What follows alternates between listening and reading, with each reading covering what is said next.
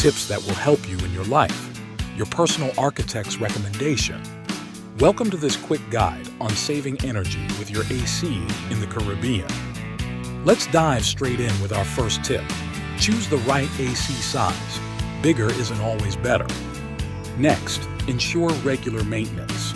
Clean filters enhance efficiency, reducing energy usage. Third, use energy-saving modes. They cut energy costs without compromising comfort. We recommend between 72 up 77 degrees. Fourth, consider ceiling fans.